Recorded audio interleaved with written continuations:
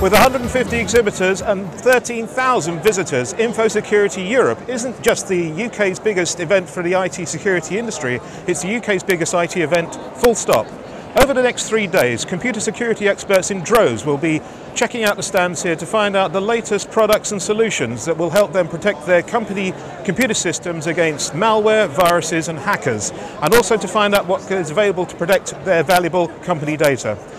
In 4 video bulletins, Engineering and Technology magazine will be speaking to some of the people here closest to the biggest issues of concern and finding out what's being done to help protect us against the rising tide of cybercrime. Finjan is at InfoSecurity Europe to tell us about one of the biggest botnets that you've recently discovered. How can you tell us the biggest one? Basically, we were actually able to access the command and control server, and from there we actually saw the database with 1.93 million infected machines on it. So when you compare that with something like Configure, all the estimates on how big Configure is are estimates. They don't actually know how big it is, whereas this was an actual database with 1.93 million infected machines in it, which were obviously passed to the authorities.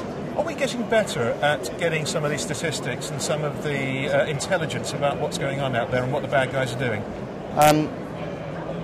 Unfortunately, no. You're probably not the answer you're expecting to hear, but the problem is the sheer volume of what they're doing today. Those particular people in charge of that bot, if you want to call it a bot, were 6 people in the Ukraine. Most people think of a bot instantly and think of DDoS attacks and spam and things like that. Yep. Actually, the cause of concern with the bot is there's many more things than that. This particular one was keylogging all data. It could keylog anything from the moment the user sits in front of the machine to the moment they log off. Wow. Okay. It can also do screen captures. So I don't know about you, I bank with a bank that has a memorable word and drop down. It can capture that. So it's not, in fact, it's not keylogging, it can capture that and build up your memorable word. It can put in a new package into it, so they can actually send something into it, which is then pretending to be you, to access any systems, any logins and passwords that you've accessed from that machine.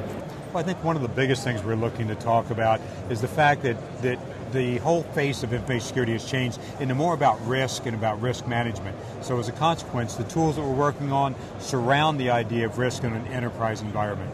Does this mean that enterprises and organizations are becoming more aware of how exposed they are and what kind of vulnerabilities exist within an enterprise computer system? Yeah, I don't even think it's just the enterprise computer system. I think it's the business as a whole. Because when you start thinking about the way we work, you know, the businesses depend on the ICT systems to be successful. So as a consequence, it's a combination between the technology and the business to identify what the risks are. If businesses are finding out more about how exposed they are to e-crime and cybercrime, are we finding out more about how cybercriminals operate and what their modus operandi is? And that's one of the good things about the ISF membership, is because you can look across the entire 300-plus membership and identify what's going on in various sectors, what's going on in various enterprises themselves, and this gives you a much clearer picture on not only what they're doing, but how they're doing it as well. And are people more relaxed now about sharing information where they've suffered attacks or lost data? Are they becoming more transparent about sharing that information with other members?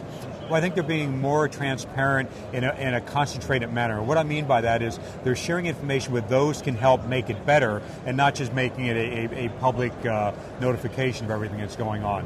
Why is educating the market about IT security issues proving to be such a challenge?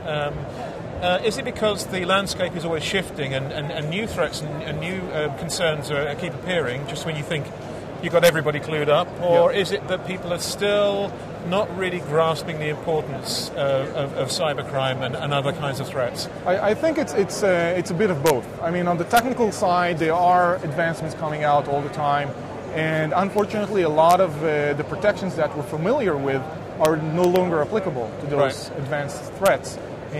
On your second point, it's true as well. I mean, e-crime has evolved from a quick profit to a real ongoing business. They're running a business, and once people do realize that, they can start fathoming what kind of threat they're up against and what is that threat targeted at.